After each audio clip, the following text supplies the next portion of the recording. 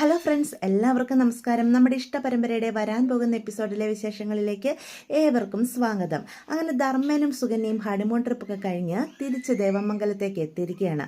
അവരെ കാണുമ്പം നമ്മുടെ ഗോമതിക്ക് ഒരുപാട് സന്തോഷമാവുക. ഗോമതി സ്നേഹത്തോടെ അടുത്ത് ചെന്ന് ചോദിക്കും, യാത്രയൊക്കെ സുഖമായിരുന്നോ എന്നൊക്കെ ചോദിക്കുകയാണ്. ഏതാ ധർമ്മ, നിനക്ക് ആകെ ക്ഷീണമാണല്ലോ, മുഖമൊക്കെ എന്താ വാടിയിരിക്കുന്നേ എന്നൊക്കെ ചോദിക്കേ. അപ്പം സുകന്യക്ക് ഇതൊന്നും ഇഷ്ടാവുന്നില്ല. അതെന്താ ഗോമതി ചേച്ചി അങ്ങനെ പറഞ്ഞത്? ധർമ്മേട്ടൻ അവിടെ വളരെ ഹാപ്പി ആയിരുന്നല്ലോ, ആഹാരമൊക്കെ കഴിക്കുന്നുണ്ടായിരുന്നു. അപ്പം ധർമ്മം പറയും, അതെ ചേച്ചി, എനിക്കൊരു കുഴപ്പമില്ല, ഇത് യാത്ര ചെയ്ത് വന്ന ക്ഷീണമാ. അല്ല ചേച്ചി, ദേവി വന്നു എന്ന് പറഞ്ഞിട്ട് ആളെ കാണുന്നില്ലല്ലോ എന്ന് പറയുമ്പം പെട്ടെന്ന് ദേവി അങ്ങോട്ട് ഇറങ്ങി വരിക. അപ്പം ദേവിയോട് പറയും, കൺഗ്രാജുലേഷൻസ് മോളെ എന്നൊക്കെ നമ്മുടെ ധർമ്മം പറയും കേട്ടോ. അപ്പം താങ്ക് യു മാമ എന്ന് ദേവിയും പറയും. ആനന്ദ് എവിടെ, അവനോടും പറയണം എനിക്ക് എന്നൊക്കെ പറയണേ. അപ്പം നമ്മുടെ ഗോമതി പറയും, എടാ നിനക്ക് ഇവന്മാരുടെ കൊച്ചിനെ കളിപ്പിച്ചോണ്ടിരുന്നാൽ മതിയോ? നീയേ ഇവരുടെ മാമനാ, ആ ബോധം നിനക്കുണ്ടോ? ആനന്ദിന്റെ മാമനായ നീ വേണം അടുത്ത കുഞ്ഞ് നിനക്കായിരിക്കണം കേട്ടോ എന്നൊക്കെ ഇങ്ങനെ പറയാം. അത് കേൾക്കുമ്പം നമ്മുടെ സുകന്യക്കൊക്കെ ദേഷ്യം വരിക. ഗോമതി ചേച്ചി എന്ത് വർത്തമാനമായി പറയുന്നത്? അല്ല സുകന്യെ, ഇവരുടെ മാമനാണല്ലോ ധർമ്മൻ, അപ്പം അവനൊരു കുഞ്ഞുണ്ടായി കാണണമെന്ന് ഞാൻ എൻ്റെ ആഗ്രഹം പറഞ്ഞതാ എന്ന് സുകന്യോട് പറയും. അങ്ങനെ ചേച്ചി ആഗ്രഹിച്ചുകൊണ്ടിരിക്കുന്നതിലൊന്നും തെറ്റില്ല, പക്ഷെ അത് വേണോ വേണ്ടയോ എന്ന് തീരുമാനിക്കേണ്ടതേ ഈ ഞാനാ. 8 വർഷത്തേക്ക് എന്തായാലും ഒരു കുട്ടിയെപ്പറ്റി ഞാൻ ചിന്തിക്കുന്നു പോലുമില്ല എന്ന് സുകന്യ പറയാം. അത് കേൾക്കുമ്പോൾ ധർമ്മനാകെ ഞെട്ടി നിൽക്കുക, 8 വർഷം എന്നുള്ള രീതിയിലെ. അപ്പം ഗോമതി ചോദിക്കും, അതെന്താ സോന്യ അങ്ങനെ പറയാം? ധർമ്മൻ ഇപ്പം തന്നെ ഇത്രയും പ്രായമായില്ലേ? അതുമല്ല, ഇനിയും നിങ്ങളൊരു ജീവിതം തുടങ്ങിയില്ലെങ്കിൽ ഇനി എന്നാ എന്ന് അപ്പം ഗോമതി ചോദിക്കും കേട്ടോ. ചേച്ചി അതൊന്നും കൂടുതൽ ചിന്തിക്കേണ്ട. ഈ ധർമ്മേട്ടൻ ആകെയുള്ള ജോലി എന്താ? ആ ഗോമതി സ്റ്റോഴ്സിലെ വേറെ ഒരു ജോലിക്കാരൻ. അവിടുന്ന് കിട്ടുന്ന നക്കാപ്പിച്ച ശമ്പളം കൊണ്ട് ഇന്നത്തെ കാലത്ത് ഒരു കുഞ്ഞിനെ വളർത്താൻ പറ്റുമെന്നൊക്കെ ചേച്ചിക്ക് തോന്നുന്നുണ്ടോ? അല്ലെങ്കിൽ തന്നെ ഇന്നൊരു കൊച്ചിനെ ഒരു നല്ല സ്കൂളിൽ ഡൊണേഷൻ കൊടുത്ത് ചേർക്കണമെങ്കിൽ തന്നെ എത്ര ലക്ഷം രൂപ വേണമെന്നാ? മിനിമം ഒരു 5 ലക്ഷം രൂപയിലും വേണം.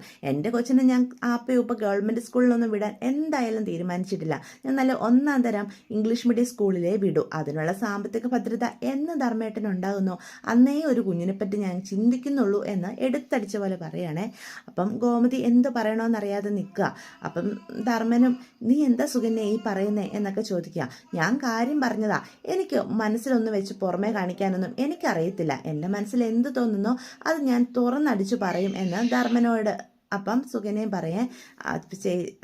ഇപ്പം ഗോമതിക്ക് എന്ത് പറയണമെന്ന് അറിയാണ്ടായി പോകും. അപ്പോൾ ഗോമതി പറയും, നിങ്ങൾ എന്തായാലും ക്ഷീണിച്ച് വന്നതല്ലേ, അകത്തേക്ക് കയറിയിട്ടാവാം ബാക്കി സംസാരം എന്നൊക്കെ പറയാണ് കേട്ടോ.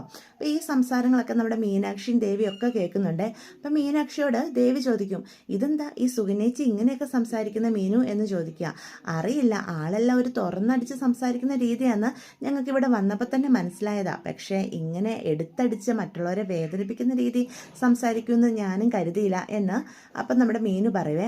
അപ്പം ദേവി പറയും, നമ്മുടെ കുടുംബത്തിന് പറ്റിയ ഒരാളാണോ ഈ സുകന്യ എന്ന് എനിക്ക് തോന്നുന്നില്ല, ഇത് പ്രശ്നമാകുമെന്നാണ് തോന്നുന്നത് എന്ന് പറയുമ്പോൾ നമ്മുടെ മീനാക്ഷി പറയും, അങ്ങനെയൊന്നും ചിന്തിക്കേണ്ട ദേവിയെടുത്തി, ഈ കുട്ടിയും നമ്മുടെ കുടുംബത്തോട് ഒത്തുചേർന്ന രീതിയിലായിക്കോളും. ഇപ്പം വന്ന് കയറിയതല്ലേ ഉള്ളൂ, അതിൻ്റെതായ ബുദ്ധിമുട്ടുകളൊക്കെ കാണും. പിന്നെ അവരുടെ കല്യാണം നടന്ന സാഹചര്യവും നമുക്കറിയാലോ. രണ്ടുപേരും അങ്ങനെ അറിഞ്ഞ് കല്യാണം കഴിച്ചവരൊന്നും അല്ലല്ലോ. അതിൻ്റെയൊക്കെ ബുദ്ധിമുട്ടുകൾ സുകന്യയ്ക്ക് ഉണ്ടാവും. പതിയെ അതിലൊക്കെ മാറ്റം വരുമായിരിക്കും എന്ന് മീനാക്ഷി പറയാം. പക്ഷെ ദേവിക്ക് മനസ്സിലാവും കേട്ടോ, ഇതൊരു നടക്കി പോകുന്ന കാര്യമല്ല എന്ന്. ദേവിക്ക് ഇങ്ങനെയുള്ളവരെയൊക്കെ കണ്ട് നല്ല ശീലമുള്ളത് കൊണ്ട് തന്നെ ദേവി മനസ്സിലും പറയും, മാമൻ്റെ ജീവിതം എന്തായാലും എന്താവുമെന്ന് കണ്ടറിയാം എന്ന് പറയാം.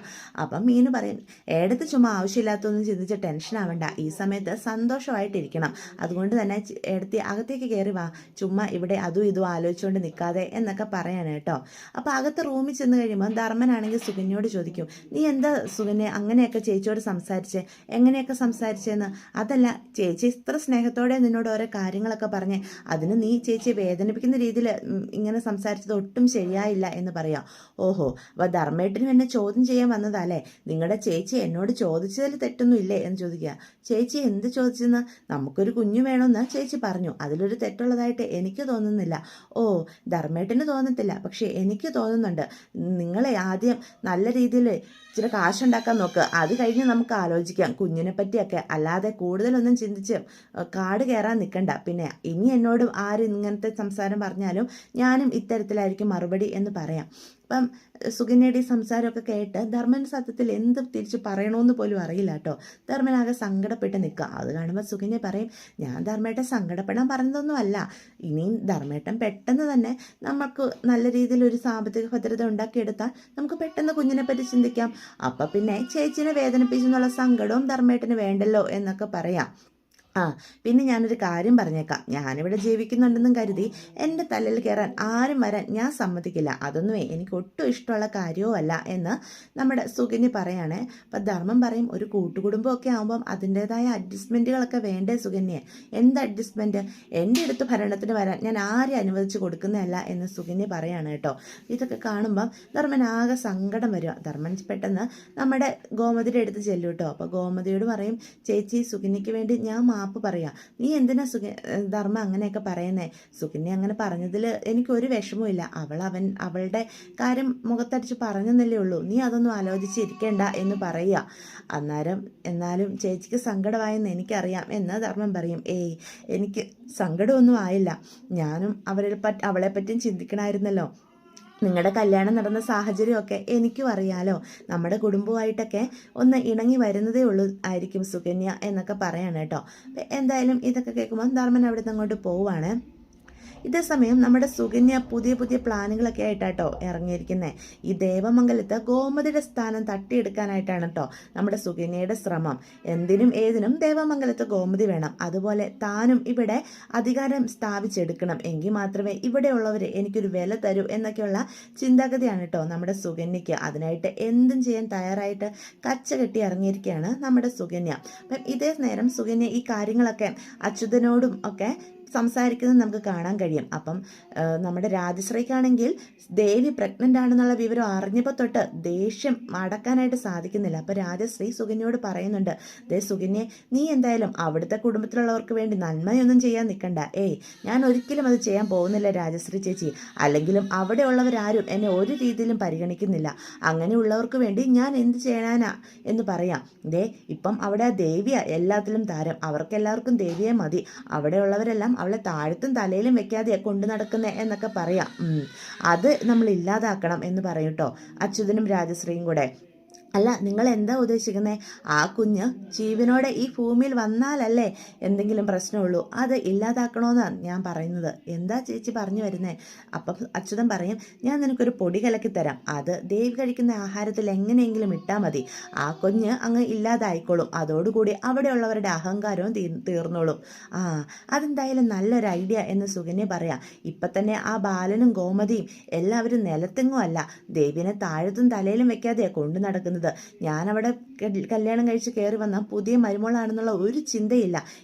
ഞാനെന്നൊരാൾ അവിടെ ഉണ്ടെന്ന് പോലും അവരാരും ചിന്തിക്കുന്നില്ല എന്നൊക്കെ പറയാം. അപ്പം അച്യുതൻ പറയും, ഇത് അങ്ങനെ വിട്ടാലൊന്നും പറ്റില്ല, നീ അങ്ങനെ വലിഞ്ഞു കയറി വന്നവളൊന്നുമല്ല, ആ കുടുംബത്തിൻ്റെ മാനം രക്ഷിച്ചവളാ നീ, ആ വില എന്തായാലും അവർ നിനക്ക് തരണം, ഇല്ലെങ്കിൽ നീ അത് നേടിയെടുക്കണം എന്ന് പറയാം. അപ്പം രാജശ്രീയും പറയും, അതെ ആദ്യം തന്നെ ആ കുഞ്ഞിനെ ഇല്ലാതാക്കണം, അപ്പം എല്ലാവരും സങ്കടത്തിലായിരിക്കും, ആ സങ്കടത്തിൽ കയറി നീ നിന്റെ നില ഉറപ്പിച്ചെടുക്കണം എന്ന് സുകന്യയോട് പറഞ്ഞു കൊടുക്കുകയാണ് കേട്ടോ രാജശ്രീ. അത് ചേച്ചി പറഞ്ഞത് എന്തായാലും നല്ലൊരു ഐഡിയ. ആ കൊച്ച് ഈ ഭൂമി ജനിക്കണമെന്ന് എനിക്കും ഒട്ടും ആഗ്രഹമില്ല. അതും കൂടി ഇവിടെ വന്നു കഴിഞ്ഞാൽ പിന്നെ അവിടെയുള്ളവർ എന്നെ ഒരു രീതിയിലും പരിഗണിക്കാനും പോകുന്നില്ല, എനിക്കൊരു വിലയും ഉണ്ടാകാൻ പോകുന്നില്ല എന്ന് പറയാം. അതെ എൻ്റെ കുഞ്ഞിൻ്റെ ജീവിതം നശിപ്പിച്ചിട്ടാ അവരെല്ലാവരും അവിടെ സന്തോഷത്തോടെ ജീവിക്കുന്നത് എന്ന് രാജശ്രീ പറയാം. എൻ്റെ ആലോചനയില്ലാത്ത ഒരു സന്തോഷവും അവർക്കും ഉണ്ടാകാൻ പാടില്ല. ആ കുഞ്ഞ് ജനിച്ചാലല്ലേ ആ ഗോമതിക്കും ബാലനും ഒക്കെ സന്തോഷം ഉണ്ടാവും. അങ്ങനെ ഇപ്പം അവർ സന്തോഷിക്കേണ്ട എന്നൊക്കെ പറയണം. അപ്പം അച്യുതനും പറയും, നിനക്ക് ഇഷ്ടമുള്ളതൊക്കെ അവിടെ ചെയ്തോ, എന്തായാലും ആ ദേവമംഗലത്ത് ഒരാളും സന്തോഷത്തോടെ ജീവിക്കാൻ പാടില്ല, അതെനിക്കത്ര താല്പര്യമുള്ള കാര്യമല്ല, അതിന് എന്ത് സഹായം വേണമെങ്കിലും സുകന്യയ്ക്ക് ഞാൻ ചെയ്തു തരും എന്നൊക്കെ പറയാം. അപ്പം താങ്ക്സ് എന്നും പറഞ്ഞിട്ട് നമ്മുടെ സുകന്യ അവിടെ നിന്ന് ദേവമംഗലത്തേക്ക് പോവാട്ടോ. അപ്പം സുകന്യ രണ്ടും കൽപ്പിച്ച് കളത്തിലേക്ക് ഇങ്ങോട്ട് ഇറങ്ങുകയാണ്. അപ്പം ആദ്യം തന്നെ രാവിലെ എല്ലാവരും കൂടി ആഹാരം കഴിക്കാനിരിക്കുക. അപ്പം അവിടുത്തെ പതിവനുസരിച്ച് ഗോമതിയാണല്ലോ എല്ലാവർക്കും വിളമ്പി കൊടുക്കുന്നതും എല്ലാം ഇഷ്ടമുള്ളതൊക്കെ നമ്മുടെ ബാലന് ചെയ്തു കൊടുക്കുന്നതും ഒക്കെ. എന്നാൽ ഗോമതി അവിടേക്ക് വരുന്നതിന് മുന്നേ തന്നെ അധികാരഭാവത്തോടു കൂടി തന്നെ സുകന്യ അങ്ങോട്ട് ചെല്ലുകയാണ് കേട്ടോ. എന്നിട്ട് നമ്മുടെ ബാലന് ആഹാരം വിളമ്പി കൊടുക്കുകയും, ഇത് വേണോ ബാലേട്ട, അങ്ങനെ ഇച്ചിരും കൂടി തരട്ടെ ബാലേട്ട എന്നൊക്കെ ചോദിക്കുകയാണ് കേട്ടോ. അപ്പോൾ ബാലന് എന്ത് പറയണമെന്നറിയില്ല. അപ്പം ബാലൻ ചോദിക്കും ഗോമതി എന്തിയാ? അല്ല, ഗോമതി ചേച്ചിയുടെ ആവശ്യമില്ലല്ലോ, ചേച്ചി അടുക്കളയിൽ എന്തോ ഒരു പണിയാണ്, ഞാൻ ചെയ്തു തരാം എന്ന് പറയുമ്പം പെട്ടെന്ന് ഗോമതി ബാലൻ്റെ അടുത്തേക്ക് വരികയാണേ. അപ്പം ഗോമതി നീ എന്താ അവിടെ നോക്കി നിൽക്കുന്നത്, എനിക്ക് വിളമ്പി തന്നേ എന്ന് ബാലൻ ഗോമതിയോട് പറയും കേട്ടോ. അപ്പം സുകന്യ പറയും അയ്യോ ഞാൻ വിളമ്പിത്തരാം ബാലേട്ട എന്നും പറഞ്ഞ് ബാലന് ആഹാരമൊക്കെ വിളമ്പി കൊടുക്കുക. അതുപോലെ എല്ലാവർക്കും അധികാരഭാവത്തോടു കൂടി നിർബന്ധിച്ച് കഴിപ്പിക്കാനൊക്കെ നോക്കുക. അപ്പം ഇവിടെ ആർക്കും അത് ഇഷ്ടപ്പെടുന്നില്ല കേട്ടോ. അപ്പോൾ ഗോമതിയും ആകെ എന്തോ പോലെ ആകുവാണേ. അപ്പോൾ സുകന്യയോട് ധർമ്മം പറയും നീ എന്താ സുകന്യ ഈ കാണിക്കുന്നേ, ചേച്ചിക്കറിയാം ബാലേട്ടൻ എന്താ ചെയ്യണ്ടേ കൊടുക്കണ്ടേന്നൊക്കെ, അതുപോലെ ചേച്ചി ഈ കാര്യങ്ങളൊക്കെ ചെയ്യുന്നത്, നീ എന്തിനാ ഇതൊക്കെ ചെയ്യാൻ നിൽക്കുന്നേ? അതെന്താ, ഞാനും ഇവിടുത്തെ മരുമോളല്ലേ, അപ്പം പിന്നെ എനിക്കും ഇതൊക്കെ ചെയ്തു കൊടുക്കാൻ അധികാരമില്ലേ എന്ന് അപ്പം സുകന്യ ചോദിക്കും. അപ്പം ബാലൻ പറയും സുകന്യ ധർമ്മൻ്റെ കാര്യങ്ങളൊക്കെ ചെയ്തു കൊടുത്തോളൂ, അതിന് ആരും ഇവിടെ ഒന്നും പറയുന്നില്ലല്ലോ, എൻ്റെ കാര്യങ്ങളൊക്കെ നോക്കാൻ ഇവിടെ ഗോമതി ഉണ്ട്, ഇത്രയും നാളും ഗോമതിയല്ലേ അത് ചെയ്തുകൊണ്ടിരുന്നത് എന്നൊക്കെ ചോദിക്കുകയാണ് കേട്ടോ. അപ്പം സുകന്യക്ക് ഇതൊന്നും ഇഷ്ടപ്പെടുന്നില്ല. അപ്പം സുകന്യ പറയും അതെന്താ, ഞാൻ ആഹാരം വിളമ്പി തന്നാൽ ബാലേട്ടൻ കഴിക്കുകയല്ലേ, അല്ല ഇവിടെയുള്ള ഇവരാരും കഴിക്കുകയല്ലേ എന്നും ചോദിച്ച് നിർബന്ധിച്ച് വീണ്ടും വിളമ്പാനായിട്ട് തുടങ്ങും. അപ്പം പെട്ടെന്ന് ബാലന് ദേഷ്യം വരും കേട്ടോ. ബാലൻ അവിടെ നിന്ന് കഴിക്കാതെ എഴുന്നേറ്റ് പോകും. അത് കാണുമ്പം ഗോമതിയും പുറകെ പോകും. ബാലേട്ട ഇതെന്താ ബാലേട്ട ഒന്നും കഴിക്കാതെ പോകുന്നേ എന്നും ചോദിച്ച്. അപ്പം ഓരോരുത്തരായിട്ട് ആഹാരം കഴിക്കാതെ ഏറ്റു പോകും കേട്ടോ. അത് കാണുമ്പോൾ നമ്മുടെ ധർമ്മനാകെ സങ്കടം വരും. അപ്പം സുകന്യോട് ചോദിക്കും നിനക്കിത് എന്തിൻ്റെ സൂക്കേടാ സുകന്യ, ഇവിടെ ഓരോരോ പ്രശ്നങ്ങൾ നീ മനഃപൂർവ്വം വരുത്തി കൂട്ടാനല്ലേ നോക്കുന്നേ എന്നൊക്കെ ചോദിക്കാം. അപ്പം സുകന്യ പറയും ഞാൻ എന്ത് ചെയ്തെന്നാ പറഞ്ഞേ, ഞാൻ സ്നേഹത്തോടെ ഇവിടെയുള്ളവർക്കെല്ലാം ആഹാരം ഉണ്ടാക്കിക്കൊണ്ട് തന്ന് വിളമ്പാനല്ലേ നോക്കിയുള്ളൂ, അതിന് ധർമ്മേട്ടൻ എന്നെ കുറ്റപ്പെടുത്തുക എന്ന് ചോദിക്കുക. അപ്പം പറയും നീ ഇപ്പം ചെയ്തത് ശരിയാണെന്ന് നിനക്ക് തോന്നുന്നുണ്ടോ, ഞാൻ ചെയ്തതിൽ ഒരു തെറ്റും കാണുന്നില്ല, അല്ല ധർമ്മേട്ടനും ഇവിടെ ഉള്ളവരോടൊപ്പം കൂടി എന്നെ കുറ്റപ്പെടുത്താൻ നോക്കുക അല്ലേ എന്നും പറഞ്ഞ് സുകന്യ അകത്തോട്ട് കയറി പോവാണ് കേട്ടോ. ഇപ്പം ധർമ്മൻ എന്ത് ചെയ്യണമെന്ന് അറിയാതെ ഇരിക്കുക. ധർമ്മൻ്റെ ഈ സങ്കടമൊക്കെ കാണുമ്പം ആനന്ദ് വന്ന് പറയും ആമ വിഷമിക്കേണ്ട, സുകന്യേച്ചി ഇവിടെ പുതിയതല്ലേ, അപ്പോൾ ഇവിടെ വന്ന് ഇവിടുത്തെ കാര്യങ്ങളൊക്കെ ആയിട്ട് പഠിച്ചു വരുന്നതല്ലേ ഉള്ളൂ, അതിൻ്റെ ഒക്കെ ഓരോ കുഴപ്പങ്ങളാണ്, എല്ലാം ശരിയാവും, ധർമ്മേട്ടൻ ഒന്നുകൊണ്ടും സങ്കടപ്പെടണ്ട കേട്ടോ എന്നൊക്കെ ധർമ്മനോട് ഇങ്ങനെ നമ്മുടെ ആനന്ദ് പറയും കേട്ടോ. അപ്പം എന്ത് ചെയ്യണമെന്നറിയാതെ നമ്മുടെ ധർമ്മനും നിൽക്കുക. ആരോടും കൂടുതൽ ദേഷ്യപ്പെട്ടെന്ന് സംസാരിച്ച് ധർമ്മനും ശീലമില്ലല്ലോ. അപ്പം ബാലൻ കഴിക്കാതെ കടയിലോട്ട് പോകുന്ന കാണുമ്പം നമ്മുടെ ഗോമതിക്ക് ഒരുപാട് സങ്കടം വരും. അപ്പോൾ ഗോമതി അടുക്കളയിൽ നിന്ന് ആകെ സങ്കടപ്പെടുക. അപ്പം അവിടേക്ക് മീനാക്ഷി മിത്രൻ ദേവിയൊക്കെ ചെല്ലുക. അപ്പം മീനാക്ഷി ചോദിക്കും അല്ലെങ്കിലും ഇന്ന് ആ സുകന്യേച്ചി ചെയ്തത് ഒട്ടും ശരിയായില്ല, എന്തൊരു സ്വഭാവം അവരുടെ, ഇവിടെ എന്തോ അധികാരം സ്ഥാപിച്ചെടുക്കാൻ ശ്രമിക്കുന്ന പോലെയാണ് എനിക്ക് തോന്നുന്നത്. അപ്പം മിത്ര പറയും അത് മീനാക്ഷി പറഞ്ഞത് ശരിയാ, അവർക്ക് നമ്മളോടൊക്കെ എന്തോ ശത്രുത ഉള്ളതുപോലെയുള്ള പെരുമാറ്റമാണ് എന്ന് പറയുകയാണേ. അന്നേരം നമ്മുടെ ദേവി പറയും അതെ ഒന്നുമല്ലെങ്കിലും ആ കൃഷ്ണമംഗലത്തുകാർ കൊണ്ടുവന്ന ആലോചനയല്ലേ, അതുകൊണ്ടായിരിക്കും ഇങ്ങനെയൊക്കെ എന്ന് പറയുമ്പം അത് കേട്ടുകൊണ്ട് വരുന്ന അനുശ്രീക്ക് ഒട്ടും ഇഷ്ടമാവുന്നില്ല. അതെന്താ ദേവിയെടുത്തി അങ്ങനെ പറഞ്ഞത്, കൃഷ്ണമംഗലത്തുകാരെ എല്ലാത്തിനും എതിരെ നിങ്ങൾ ഈ കുറ്റപ്പെടുത്തുന്നത്, അവരുടെ ഭാഗത്തു നിന്നൊരു തെറ്റ് സംഭവിച്ചു എന്നും കരുതി ഇതും അവരുടെ കുറ്റം കൊണ്ടാണോ, സുകന്യേച്ചി ഇങ്ങനെ ഓരോന്നൊക്കെ ചെയ്യുന്നത് അവർ കാരണമാണെന്നാണോ നിങ്ങൾ പറയുന്നത്, ഇങ്ങനെ ഓരോത്തിനും എല്ലാത്തിനും അവരുടെ മണ്ടേ കൊണ്ട് കുറ്റിവിടരുത്, ഇങ്ങനെയൊക്കെ ചെയ്യുന്നത് കൊണ്ടാണ് അവർക്ക് നമ്മുടെ കുടുംബത്തോട് ഇത്രയും ദേഷ്യം എന്ന് അനുശ്രീ പറയാം. ഇത് കേൾക്കുമ്പോൾ മീനാക്ഷി ചോദിക്കും അല്ല നിനക്ക് എന്നു മുതൽ അവരോട് ഇത്രയധികം സ്നേഹം തോന്നി തുടങ്ങിയത് എന്ന് ചോദിക്കും. അപ്പം ഇത്രയും പറയും അതെ അവിടെയുള്ളവരെ എനിക്കറിയാവുന്ന പോലെ എന്തായാലും അനുവിന് അറിയത്തില്ലല്ലോ എന്ന് ചോദിക്കുക. അത് എൻ്റെ അച്ഛനും അമ്മയും ചെറിയച്ഛനും ചെറിയമ്മയൊക്കെയാണ്, അവരുടെ സ്വഭാവം എങ്ങനെയാണെന്ന് എനിക്ക് നന്നായിട്ട് അറിയാം എന്ന് മിത്രയും പറയാം.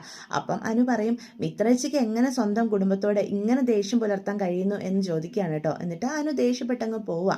അപ്പം ഗോമതി പറയും ഇവളുടെ സ്വഭാവം ഇപ്പം ആകെ മാറിപ്പോയി എന്നൊക്കെ പറയാം. അപ്പോഴത്തേക്കും നമ്മുടെ മീനു പറയും അതൊക്കെ വിട്, അവളുടെ ഒരു അഭിപ്രായം പറഞ്ഞതല്ലേ, ഇത് ഇങ്ങനെ വിട്ടാൽ പറ്റില്ല എന്ന് പറയാം. അപ്പോൾ ഗോമതി പറയും ഇന്ന് കണ്ടില്ലേ ബാലേട്ടൻ ആഹാരം പോലും കഴിക്കാതെ പോയിരിക്കുന്നത് എന്ന് പറയുകയാണേ.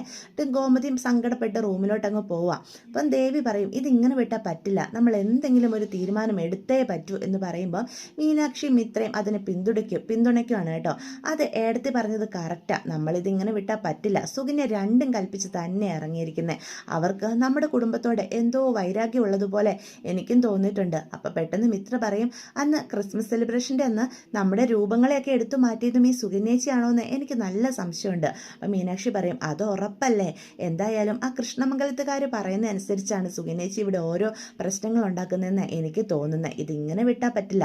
അപ്പം ദേവി പറയും, അതിന് നമ്മൾ എന്തും ചെയ്യണം, നമ്മൾ ഒറ്റക്കെട്ടായിട്ട് നിന്ന് ഇതിനെ നമ്മൾ നേരിടണം എന്ന് പറയാം. അതെ അതെ, ഒന്നെങ്കിൽ സുകന്യേച്ചി സ്വഭാവമൊക്കെ മാറ്റി നമ്മളെപ്പോലെ നമ്മളിൽ ഒരാളായിട്ട് മാറണം, അല്ലെങ്കിൽ സുകന്യേച്ചിയുടെ ഭരണം എന്നേക്കുമായിട്ട് നിർത്തണം എന്ന് പറയാം. അല്ലെ ഇവിടെ ഉള്ളവരെല്ലാം തമ്മിൽ പ്രശ്നമാകും എന്നും പറഞ്ഞ് നമ്മുടെ 3 മരുമക്കളും കൂടി സുകന്യക്കെതിരെ പ്രവർത്തിക്കാൻ തന്നെ തീരുമാനിക്കുകയാണ് കേട്ടോ. അതേസമയം സുകന്യയും വെറുതെ ഇരിക്കുന്നില്ല, ഓരോരോ പ്രശ്നങ്ങൾ സൃഷ്ടിക്കാനായിട്ട് തുടങ്ങുക. എന്തിന്, വെള്ളം കോരി ഒഴിക്കുകയും ആൾക്കാരെയൊക്കെ വീഴിക്കാൻ നോക്കുകയും അങ്ങനെയുള്ള ചെറിയ ചെറിയ ഐഡിയ മുതൽ വലിയ ഐഡിയകൾ വരെ നമ്മുടെ സുകന്യയുടെ കയ്യിലുണ്ട് കേട്ടോ. അതേസമയം സുകന്യയ്ക്ക് കൊണ്ടേ ദേവിയുടെ കുഞ്ഞിനെ നശിപ്പിക്കാനായിട്ടുള്ള പൊടിയും കൊണ്ടേ നമ്മുടെ അച്യുതൻ കൊടുക്കുന്നുണ്ട്. അപ്പം മിത്രയാണ് അന്ന് ആഹാരം പാചകം ചെയ്യുന്നത്. അപ്പം മിത്ര സാമ്പാർ ഉണ്ടാക്കി കഴിഞ്ഞിട്ട് അത് മൂടി വെച്ചിട്ട് അവിടെ നിന്ന് അങ്ങോട്ട് പോകും കേട്ടോ. ഇത് കാണുന്ന സുകന്യ ആ സാമ്പാറെ കൊണ്ടേ ആ പൊടി കൊണ്ടേ കലക്കും. കലക്കി അപ്പോൾ ആ സാമ്പാർ കഴിച്ചു കഴിയുമ്പം നമ്മുടെ ദേവിയുടെ കുഞ്ഞും പോകുമല്ലോ. ഇതാണ് കേട്ടോ മിത്രയുടെ ലക്ഷ്യം. മിത്രയുടെ അല്ല, നമ്മുടെ സുകന്യയുടെ ലക്ഷ്യം. എന്തായാലും ഈ കാര്യങ്ങളൊക്കെ ചെയ്തിട്ട് അപ്പോൾ അച്യുതനെ വിളിച്ച് സുകന്യ പറയുന്നുണ്ട്. അപ്പോൾ ഇത് കേൾക്കുമ്പോൾ രാജശ്രീക്കും അച്യുതനും ഒരുപാട് സന്തോഷമാകുക. ഈ ദേവമംഗലത്തെ സന്തോഷങ്ങളൊക്കെ ഉടനെ തന്നെ നിലയ്ക്കൂലോ എന്നും കരുതി. ഇതിനിടയ്ക്ക് നമ്മുടെ മീനാക്ഷിയുടെയും ആകാശിൻ്റെയും സന്തോഷ നിമിഷങ്ങൾ നമുക്ക് കാണാനുണ്ട് കേട്ടോ. നമ്മുടെ മീനും ആകാശും കൂടുതൽ അടുക്കുന്നതും അവരുടെ ഇടയിലെ പിണക്കങ്ങളൊക്കെ മാറി സന്തോഷത്തോടു കൂടി രണ്ടുപേരും കളിച്ച് ചിരിച്ച് നടക്കുന്നതും ഒക്കെ നമുക്ക് കാണാനായിട്ട് സാധിക്കും കേട്ടോ. അപ്പോൾ ഇതൊക്കെയാണ് വരുന്ന ആഴ്ചയിലെ വിശേഷങ്ങൾ. അപ്പോൾ ഈ വീഡിയോ ഇഷ്ടപ്പെട്ടുവെങ്കിൽ ചാനൽ സബ്സ്ക്രൈബ് ചെയ്ത് നമുക്ക് സപ്പോർട്ട് ചെയ്യണേ. അതുപോലെ ലൈക്ക് ചെയ്യാനും മറക്കരുത്. ഇതിൻ്റെ ഒരു സെക്കൻഡ് പാർട്ട് വീഡിയോയും കൂടി ഉണ്ട് കേട്ടോ, അത് ഞാൻ പിന്നാലെ ഇടുന്നുണ്ട്.